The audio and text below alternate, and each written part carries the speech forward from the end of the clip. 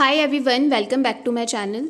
तो आज इस वीडियो में मैं आप लोगों के साथ डिस्कस करूंगी आपको आईबीपीएस पीओ प्री में अगर ज़्यादा अटेम्प्ट करना है तो किस तरीके से आप लोगों को अप्रोच रखनी पड़ेगी।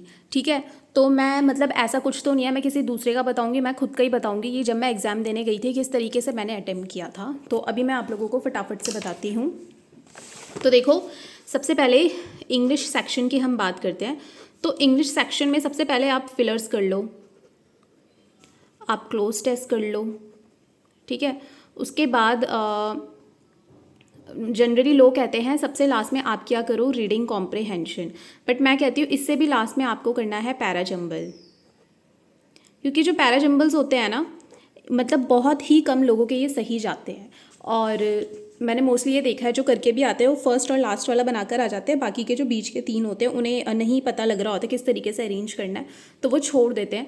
तो मेरी बात माना करो, आप पैराजम्बल्स को ना सबसे लास्ट में क्या करो, उससे पहले आप रीडिंग कॉम्प्रिहेंशन कर लिया करो। ये तो आप करोगे ही, और इसके बाद पे वो जो फ्रेज रिप्लेसमेंट वाले होते हैं वो भी आपको करने हैं। ठीक है, मतलब ये सारे करने के बाद और अब ना मैं आपको इन शॉर्ट सब कुछ क्लियर करती हूँ।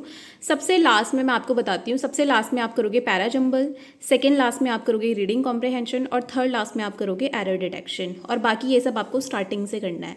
तो इंग्लिश की स्ट्रैटेजी तो कुछ इस तरीके से है अगर आपको ज़्यादा अटैम्प्ट करने हैं और आप चाहते हो आपके रॉन्ग भी ना हो, क्योंकि ये वाले जो क्वेश्चंस होते हैं ना, जब हम स्टार्टिंग में मतलब जब पहला सेक्शन खुलता है तो हमारा माइंड एकदम रेडी होता है एकदम से ना चीज़ों को करने के लिए, तो उस समय फटाफट से आप ये वाली चीज़ें कर लिया करो, क्योंकि ये ईजी होती है as compare to all these three.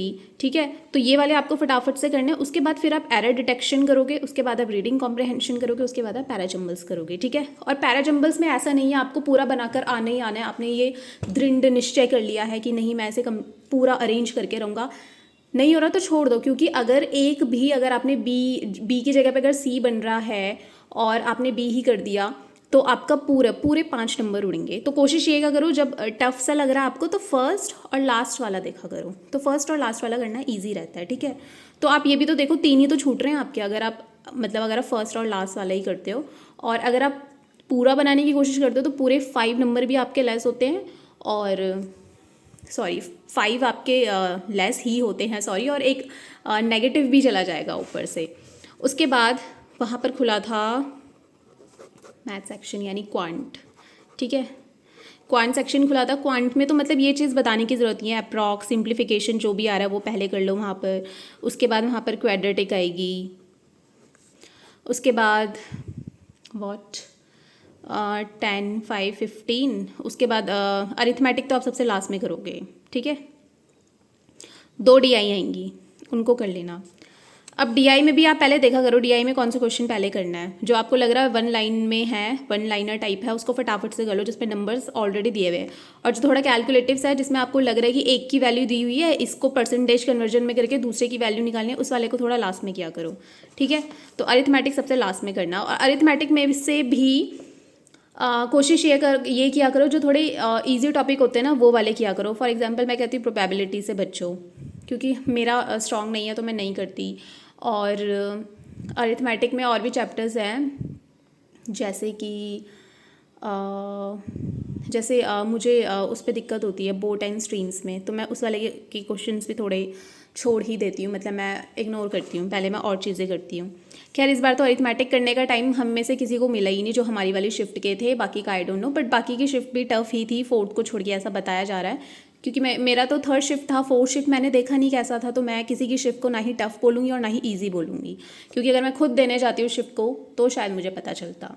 ठीक है, उसके बाद रीजनिंग सेक्शन। रीजनिंग सेक्शन मैंने जनरली क्या देखा है, लोग पहले पजल्स करते हैं, बट ये चीज़ मुझे समझ नहीं आती आप लोग पहले पजल्स क्यों करते हो। क्योंकि अगर आप कभी पजल में किसी भी एक पजल में स्टक हो जाओगे ना, तो आप फिर आगे के जो क्वेश्चंस हैं ना जो ईजी है वो वाले नहीं कर पाओगे।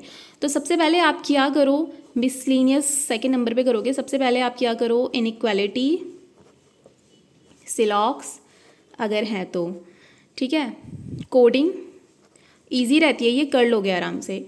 उसके बाद मिसलिनियस क्वेश्चंस कर लिया करो। डिस्टेंस डायरेक्शन जो होते हैं वो भी इजी ही होता है, ब्लड रिलेशन होता है, इस टाइप वाले जो क्वेश्चंस होते हैं आप इनको पहले किया कीजिए। उसके बाद आप उठाओगे पजल।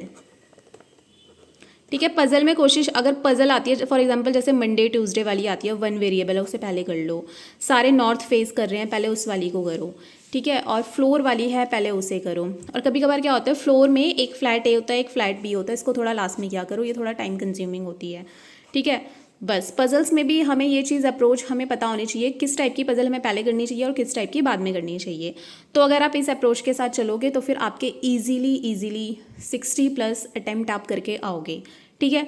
बस अब एक चीज़ और जो सबसे ज़्यादा मैटर करती है, वो करती है आपकी स्पीड। अगर स्पीड आपकी तेज़ है, फॉर एग्जांपल अब किसी को जैसे 21 का स्क्वायर नहीं आता तो वो क्या करेगा 21 × 21, लेकिन जिसको स्क्वायर्स लर्न है वो तो फटाक करके लिख देगा 441। तो ये चीज़ मैटर करती है। अगर आपकी स्पीड मैथ्स आपने प्रैक्टिस की हुई है तो ये आपका क्वांट में बहुत टाइम सेव करता है।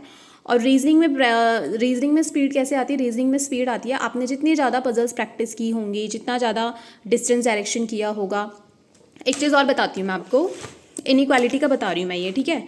इनइक्वालिटी में फॉर एग्जांपल ऐसा है कहीं पर C, C is greater than D, like this, कुछ भी ना, कुछ लोग क्या करेंगे, ये ना पूरा एक वो करते हैं, ये ना इसको ऐसे करते हैं, ये मैंने देखा हुआ है, इस वजह से मैं आपको बता रही हूँ।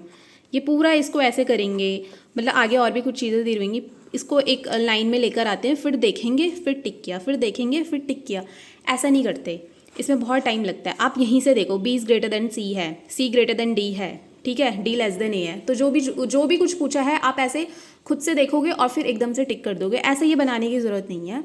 और एक और चीज़ मैंने देखी थी, जैसे कहीं कहीं पे क्या होता है, फॉर एग्जांपल ये है, ठीक है, और आपसे पूछा है नेक्स्ट में, मेरे को ना परफेक्ट एग्जांपल याद नहीं आ रहा तो मैं इस वजह से आपको जस्ट समझाने की कोशिश कर रही हूँ।